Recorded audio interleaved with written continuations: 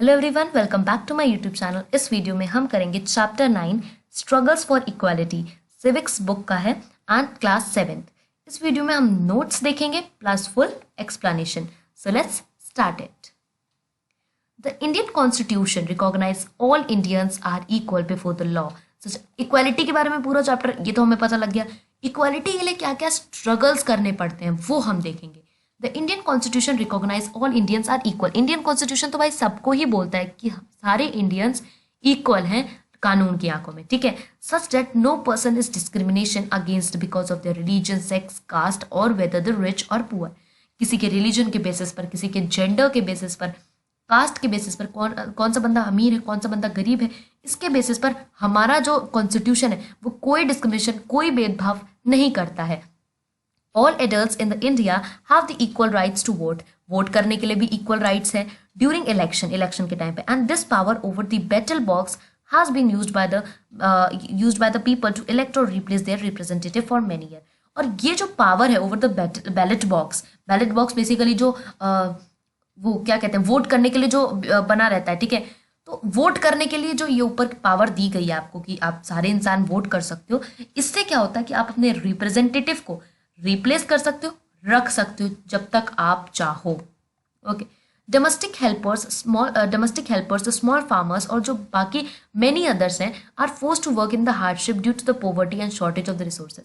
अब कहते हैं मजबूरी, आपको वो तो दे दिया, मतलब कि आपको कॉन्स्टिट्यूशन ने आज़ादी तो दे दी, बट आपकी मजबूरी देखो। जो गरीब लोग होते हैं, जो स्मॉल फार्मर्स होते हैं, डोमेस्टिक हेल्पर्स होते हैं, उनको जो बड़े लोग होते हैं उनके अंडर में काम करना पड़ता है। किसके चलते? पॉवर्टी के चलते, रिसोर्सेज की कमी के चलते। रिसोर्स की कमी मतलब पानी की कमी हो गई, किसी भी कमी हो गई, उसको पूरी करने के लिए पैसा चाहिए, वो जो उनके पास नहीं है।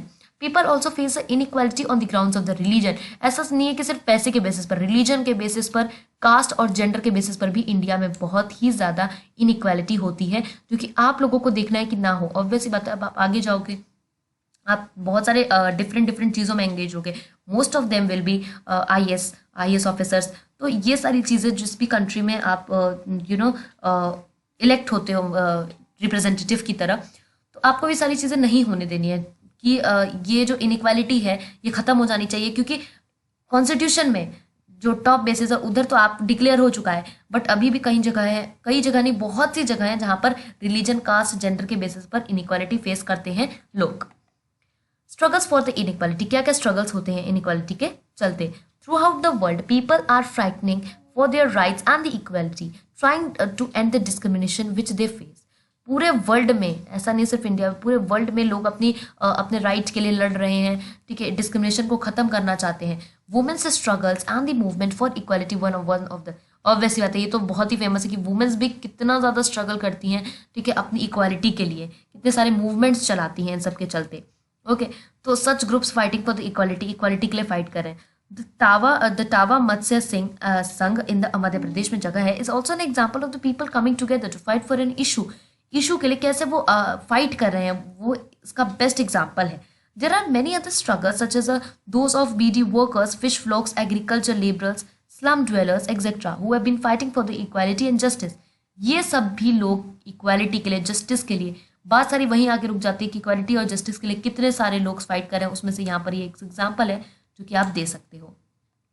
तावा मत्स्य संघ, TMS, यहाँ पर ये रिवर का एक यहाँ पर दिखाया गया व्यू आपके बुक में। It is a federation of the fisher workers cooperative that fights for the rights of the forest dweller who have been the displaced from the Satpura forest located in MP। ये क्या है basically, ये क्या है, Fisher workers का, बहुत सारे Fisher worker का कोऑपरेटिव है, मतलब एक कम्युनिटी टाइप सा है। ये लोग लड़ रहे हैं अपने राइट्स के लिए, ठीक है, of the forest dwellers who have been fight for the rights of the forest dwellers who have been displace from the Satpura forest से कुछ फॉरेस्ट ड्वेलर्स को जो है हटा दिया गया है, लोकेटेड MP में जो जगह लोकेटेड है वहाँ से। तो उसके लिए वो लड़ रहे हैं। With the beginning of the construction of the tower dam in the 1958 till it's completion in the 1978, एक टावर जो डैम बना हुआ है, large part of the forest and agriculture areas were submerged, इसकी वजह से हट गए हैं, ठीक है, इस डैम के बनने की वजह से। दस द फॉरेस्ट ड्वेलर्स, कितना ज़्यादा उनको सफ़र करना पड़ा as they earned a very little, वो पहले से ही उतना कम कमाते थे और ये ऊपर से ये चीज़ हो गई। To government give the right for the fishing in the Tawa reservoir but to only private contractors in the 1994। फिर 1994 में तावा रिजर्वायर में गवर्नमेंट ने ठीक है बोला कि अच्छा चलो कि हमने डैम बना के गलती की तो हम तुमको राइट देते हैं कि तुम यहाँ पर फिशिंग कर सकते हो, फिशिंग कर कर अपना पैसा कमा सकते हो, ठीक है। बट सिर्फ उन्हीं को ये जो है अलाउंस दी कि जो प्राइवेट कॉन्ट्रैक्टर्स है सिर्फ उन्हीं के एरियाज को, मतलब 1994 में ये चीज़ हुई, बट सिर्फ प्राइवेट कॉन्ट्रैक्टर्स के लिए ही था ये। When the contractors started exploiting the poor villagers, जब कॉन्ट्रैक्टर्स ने स्टार्ट किया, ठीक है, पुअर विलेजेस को एक्सप्लॉइट करना, दे केम टुगेदर एट, अब ऑब्वियसली बात है कॉन्ट्रैक्टर्स को भाई मिला है प्राइवेट कॉन्ट्रैक्टर, अब प्राइवेट कॉन्ट्रैक्टर क्यों पुअर विलेजेस को ऐसे फिशिंग करने देंगे, तो अब वो पुअर विलेजेस साथ में आने लगे और यूनियन बनाने लगे और एक ऑर्गेनाइजेशन सेटअप कर ली उन्होंने टू प्रोटेक्ट देयर राइट, अपनी राइट्स को प्रोटेक्ट करने के लिए, जिसको उन्होंने कहा तावा मत्स्य संघ। रेलीज एंड दी, वो आगे मैंने जगह बताई थी, जगह सिर्फ इतनी थी, ठीक है, तावा मत्स्य, ये संघ जो है वो कम्युनिटी थी। रिलीज एंड चक्का jam were organise time and again. In the response the government granted fishing rights to the villages, and फिर इन्होंने ये सारी चीज़ें की, एक्चुअली रिलीज वगैरह की ना, तो इनको वापस राइट दे दिया गया 1996 में। बोला अच्छा चलो अब हम पूरे मतलब जितने भी विलेजर्स हैं सबको राइट देते हैं कि वहाँ फिशिंग कर सकते हैं। The Indian constitution as a living document, Indian constitution को अगर हम एक लिविंग डॉक्यूमेंट की तरह जिए ना, मतलब सबके जीवन का वो आधार बन जाए तो कितना ज़्यादा अच्छा होगा। The foundation of all movement for the justice and the inspiration for all the poetry and the songs on equality is the recognisation that all the people are equals. जितने भी पोएट्री, जितने भी सॉन्ग्स बने, जितने भी movement चले हैं ना जस्टिस को लेकर, वो ये दिखाते हैं कि जो लोग हैं उनको इक्वल रहना चाहिए, रहते तो नहीं है मोस्टली, ठीक है, तो और ये बताता है कि सारे पीपल इक्वल हैं तो लोगों को वैसे ही ट्रीट करना चाहिए, एक दूसरे को सबको इक्वल देखना चाहिए, ठीक है, किसी के बेसिस पर कभी कुछ डिस्क्रिमिनेशन नहीं करना चाहिए हमें। Movement and the struggles for equality in India promote equality, जितने भी स्ट्रगल्स हो रहे हैं ना इक्वालिटी को लेकर, ये इंडिया में इक्वालिटी को प्रमोट कर रहे हैं।